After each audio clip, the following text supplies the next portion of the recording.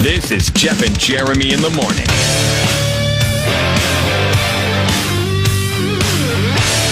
So, something's on my mind. It's driving me nuts. I have a friend. He's a good friend. He's the cheapest guy ever. He doesn't have a great job. He's worked for the same company for a long time, and he's just never made any money. And he's mad at me because I make more money than him. And I listen. I'm not killing it or anything like that. It's just that he makes no money, and he's mad anytime I get something new. And what is he, a volunteer? Because for him to be in a worse position than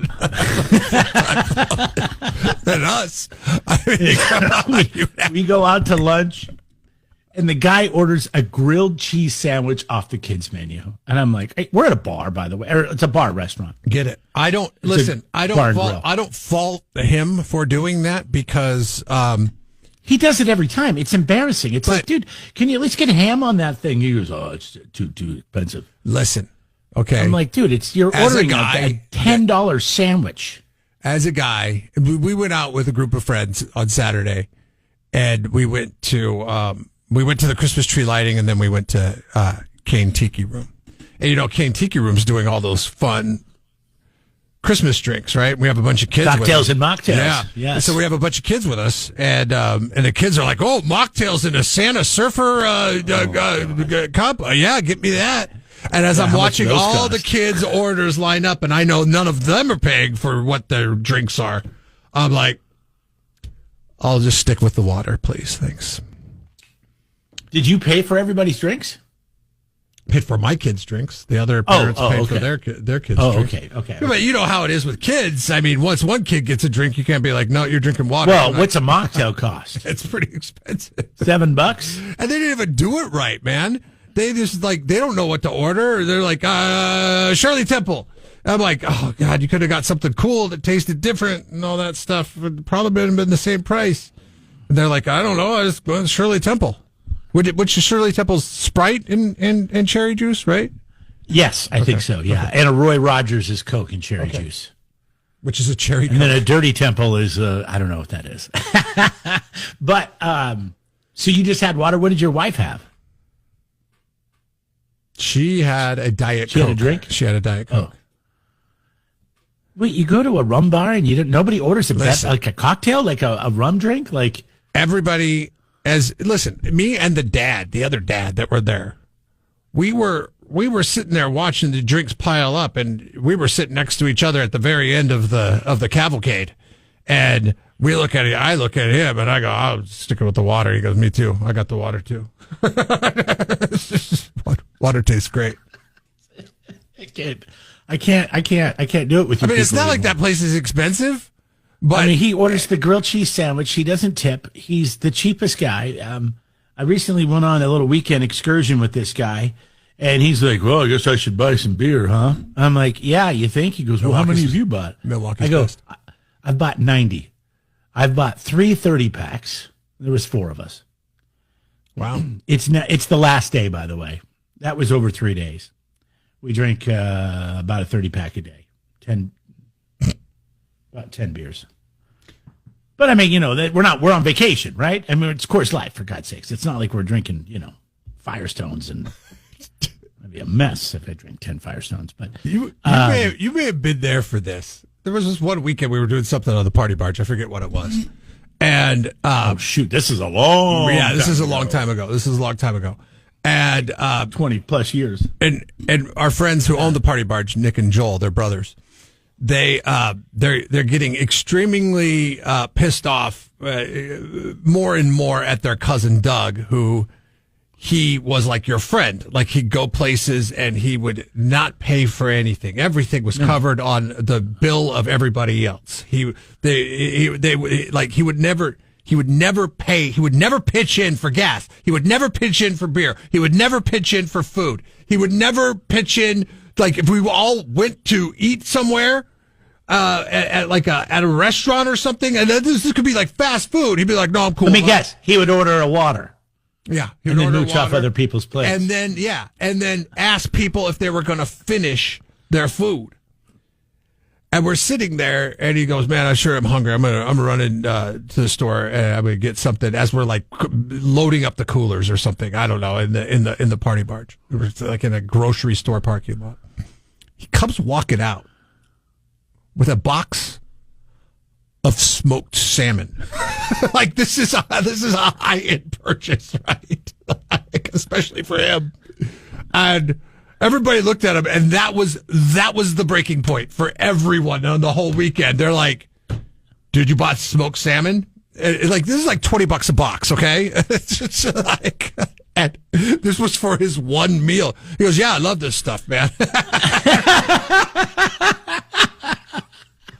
And everybody's like, "Dude, you've been mooching off us all weekend." He goes, "Yeah, but I saw this in there, and I thought, man, that sounded really good, so I went ahead and spent my money on it." Didn't offer to share with anybody. And everybody was, "Hey, can I get some of your smoked salmon?" He goes, "No, man, this is the only thing I have had to eat." No! You finished everybody's breakfast jacks. You've drinking everybody's beer. You used everybody's gas money for the party barge.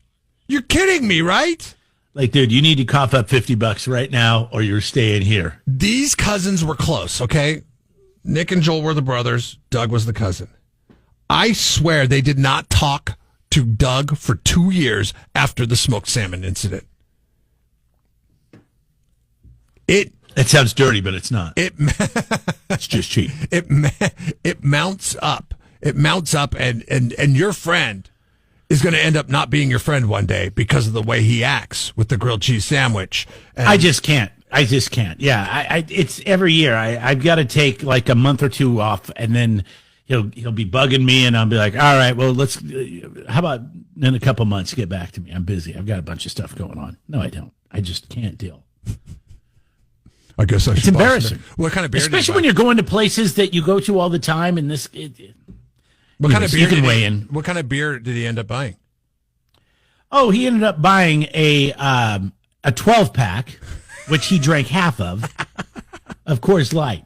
So we're all going to go to breakfast. He's too cheap to go to breakfast. So we're going to go to breakfast, and we're going to meet him, and we're going to catch, and he's going to go fishing. So he's going to go to the store. He's going to buy beer for the day, and he gets we get down there, and I'm like, "There's 6 beers in the cooler." I'm like, "All right, well, there's 3 of us guys," and we're all like, "Okay, where's the rest of the beer? I mean, this is supposed to last us all day, all night." And he's up, and he's like, "Oh, I got 6 here. I got 3 of my he calls them pocket beers.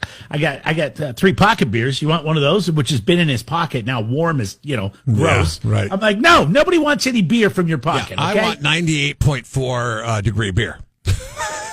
God, body temperature. Pocket beer is body temperature beer. Jackass. That's a bad strategy. The pocket beer. All right, Brian Adams and Montrose coming up for our MVP this week in the Red Zone Challenge. Jeff and Jeremy in the morning on 93.3 KZOZ. Jeff and Jeremy.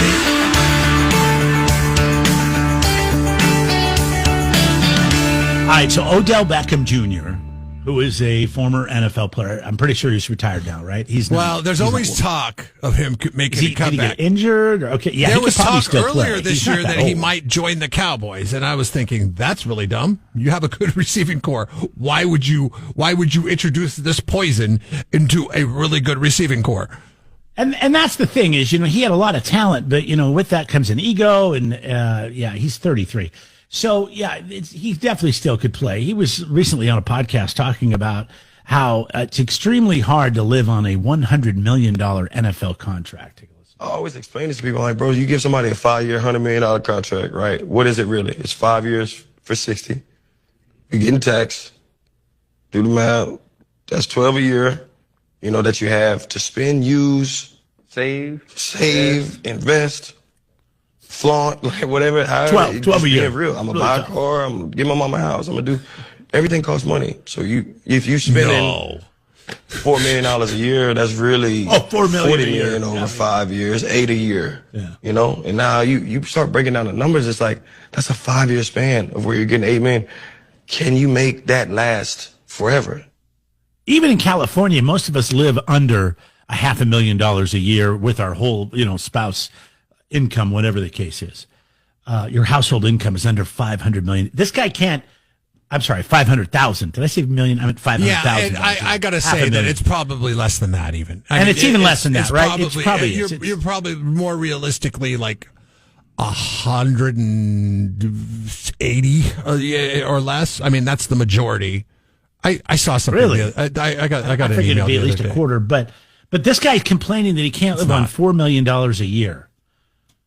$4 million a year? Are you kidding me? Like you should be able to live on $500,000 a year. He does bring up a point. Okay, that they don't take into consideration when getting this money, and that is that 40 of that 100 goes away. The short lifespan of your career. Like you basically they're making a life. Don't buy a $5 million house. Right, Buy I a $1 know, million I know. house. But when you get that, you think, oh, okay, there's a way to make money after this. Invest your money. They should do well, and this is why financial literacy classes need to be taught much earlier than when they're taught, because people most of the time learn it from the school of hard knocks, to be honest with you.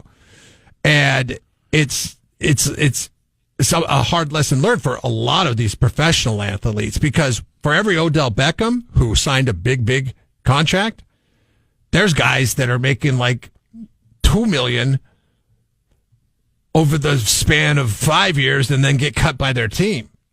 And you notice they're not complaining. Right. They become an insurance salesman or something like that. Okay, here we go, Jeremy. I got this. This is a study. This was an email I got the other day. In San Luis Obispo, a single person must make $130,000 to live comfortably. That is the fourth most in the United States. That is a single person. If you have a family, okay, 2-parent households with one child, you have to make, to live comfortably, you have to make anywhere between $252,000 a year and $385,000. I'm sorry, $385,000 a year for 3 children. So if you have 2 children, split that difference, you're looking at a shade over $300,000 a year. Okay? That's the 4th highest in the country. That's crazy.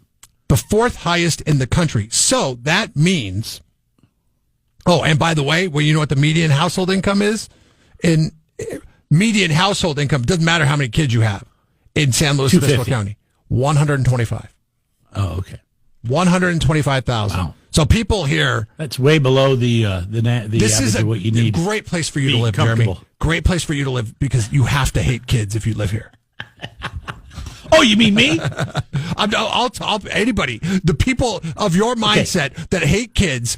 I moved there when I was 29. Mm-hmm. I got married when I was 35.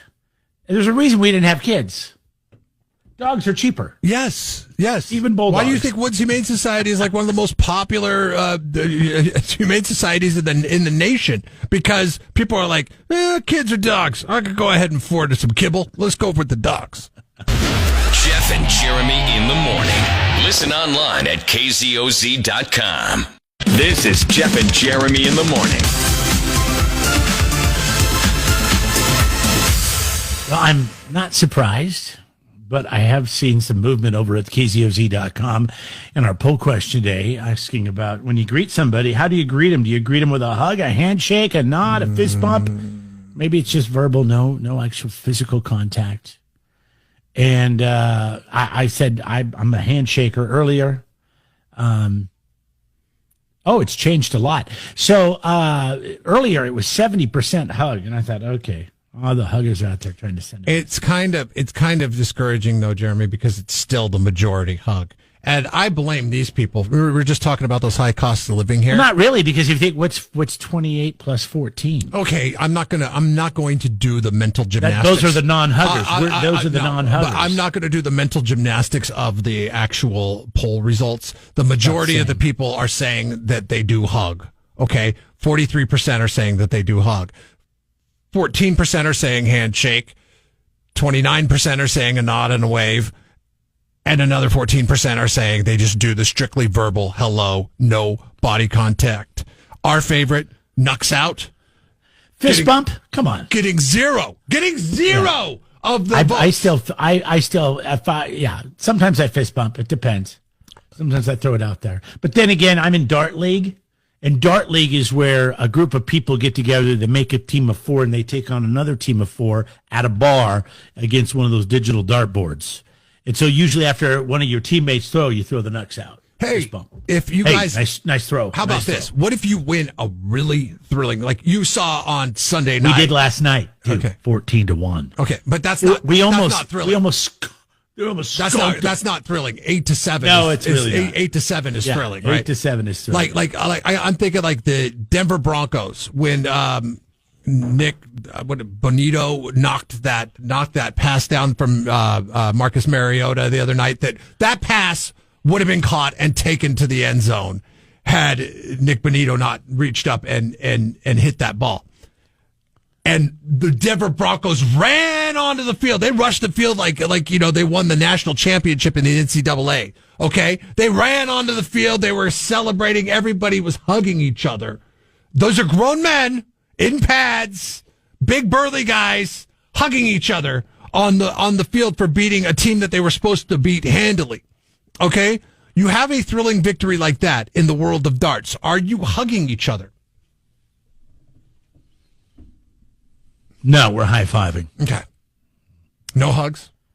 We're fist bumping, we're there's never high-fiving. been, it's for the Maybe regional championships. I don't even know what you guys do, but like some kind of This Saturday. What is $2,000 up for grabs. That's $500 a person if you win the tournament. how many teams? Oh, there'll be over 100 teams. I mean, those. Okay, so that's a big thing. That's a big thing. You win Close to 200 teams. You win that one 8-7. Okay, 8-7. Because I'm just guessing that's is that a like is the girls might try to hug. There's girls on everybody has to have a girl on their team, at least one. The girls might be hugging, but the guys. Perverts. I mean, we do play other teams where it's all girls. It's all based on a rating system, right? So you've got usually the highest played person is the highest rated, meaning he gets the most points per dart. And then all the way down, and you have to make up a team of 20 points. So he may be like a 12, and then you got somebody who's a 5. And anyways, you get my point. You make it up to 20. So some guys are so good, they're like 15s, and then all they can have is like people that are really low numbers. Sorry, ladies, it's usually girls. And me, because I'm low rated. This is funny. This is a funny dynamic of the sport that you play that's called darts, because the Burt Reynolds of the darts gets to stack his team with 3 girls. And then he's got hug fests going on. Yes, and if he's smart, he gets the hottest girls he can. Because it doesn't matter. He's going to carry them anyways. He's going to carry them anyways. He's a stud, right? He's the man. Oh. So he doesn't care how they do. But, now I know why you play this sport. Well, trust me, I'm not there. All right, I'm not. Where are you? What's your rating? I'm a 3. You're one of the girls. Which means I shoot around 17 to 18 points per dart is what it adds up to be. Not great. I'm in a bit of a struggle. I'm on a struggle bus right now. So, okay, I hold used on. to be a 7. Now I'm a 3. But anyways, long story short, the girls like to hug. So whenever we play certain teams, the girls are always coming up, we're huggers. You put your fist out to do the fist bump. They're like, we're huggers. I'm like, some girls you're like, oh, cool. And other girls are like, okay. How many girls are on your team? 1. Sorry. That poor girl. Her name's Moose. She's a big girl. Oh. But she's you don't awesome. have to worry about hugging Moose. Awesome. No, Moose is great. She's a mom. She's got a couple of kids. She's like, hold on a second. In your situation, her kids are about your age, maybe a little older. Why is her name Moose? I don't know why they call her Moose. I mean, she's not the smallest girl, but she's not huge or anything. But that's what I just call her Moose, because that's what we call her. Because that's what. So meanwhile, you've got Burt Reynolds of Darts over here throwing the 15, driving his Trans Am with 3 Lonnie Andersons in it when he shows up at the regionals, and you're going to show up with Moose the mom.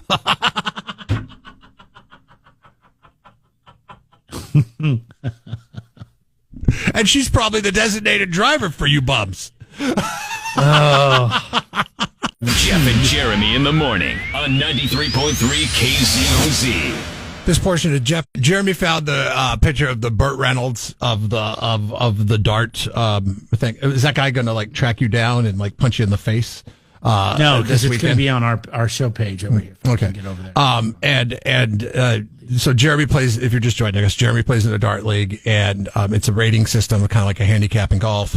So if you have a high rating as a dart thrower, you have to stack your team with low raters to add up to 20, you said? Yes. So oftentimes the lowest rated people are girls, because girls don't really play darts as much as guys do, especially guys that are like 15s. So they have to find like just random girls to play and go out there and play, and then the 15 has to carry the team. So I was like, wait, hold on a second. That means he could get like all girls and they could be all hot. And 2 out of 3 of the girls, the picture that Jeremy just showed me of the Burt Reynolds of his dart league. I mean, they're really, really pretty girls. And then the other one must be his wife or something. No, I don't think so. It could be, but I'm not sure. I do believe he's married, but I've never, yeah. So that's his wife, and then his 2 dart mistresses. Maybe, right or maybe not. Maybe those are just 3 randoms. Those could be his daughters, too. Yeah, this is go to Jeff and Jeremy on Facebook, and you'll see what we're talking about. It's a true story. It's really happening, and unfortunately, I'll see this guy on Saturday. And what we're talking about is Very handshakes, hugs, fist bumps. What's the best way to greet somebody in California? We come from a mindset that most people hug. Today is National Hug Day, and you guys are proving us right. In fact, most people are on the poll question right now at kzoz.com. 50%, 55% now saying that they are huggers. Handshake gets 11% of the vote, nod and a wave 22% of the vote, and the verbal hello with no body contact getting 11% of the vote. The nod and the wave at 22%, that is second place. Handshake. Isn't a strictly verbal hello? I guess that's similar to nod and wave, but yes, I guess no, that's all verbal. But yeah, it's a hello. How's it going? Nice to see the you. nod and the wave and the strictly verbal are obviously 2 non-contacts. 805 beer text lines. Doug, who I hate Doug, by the way. Doug, who agreed with me yesterday. You hate him today? It's a love-hate relationship. The Grinch is the absolute garbage movie. The Jim Carrey Grinch. The Jim Carrey Grinch is one of the worst Christmas movies of all time. I agree with him on that. But then 24 hours later, or less than 24 hours later, he has to go and totally pull a 180 on me. And he does. Little John Wayne-ish on this. He does the thing I can't stand handshakers doing, and this is probably why maybe people hug, is he does the handshake, and then he stares down the person in the eyes. And if they don't look him directly in the eyes when they're handshaking, they're not worth the squat. I hate eye contact. I do the handshake. And when you stare me down when I'm doing the handshake, I feel as if though you want to fight me. Okay, like when you're handshaking somebody. Yeah, he's judging you on your masculinity. This comes from years of meeting like girlfriends' dads. I feel like girlfriends' dads always did this. Like, Pops, shake my hand. I'm going to stare you down in the eye. And as a dad of a daughter, I know that possibly, that guy wants to kill me, because I might have the same feelings for my daughter's suitors. So I mean, I'll probably do it to my daughter's boyfriends as she gets older and gets boyfriends. I imagine I'll shake their hand and stare them in the eye. That's something I'll do, and I'll probably assess the same judgment matter that you have, Doug, on that. But I can't be on the receiving end of that. I can't stand it. It is the worst. I can't stand it when somebody stares me down and they're shaking my hand. Community note moderator Daniel writes in, he says, the way you greet someone in California all depends on what part of California you're from. So if you're in San Luis Obispo, you shake hands or nod and wave. If you live in San Francisco, you kiss on the lips. It's a naked hug. If you're in LA, you just flip each other off. I think he's got that pretty close. He does. There's different greetings for different regions. Anyways, and that just goes to prove my point that this state is too big and it needs to be divided, okay? KZOZ.com to vote in our poll question. We got AC/DC Chili Peppers on deck. 93.3 KZOZ rocks. Jeff and Jeremy in the morning.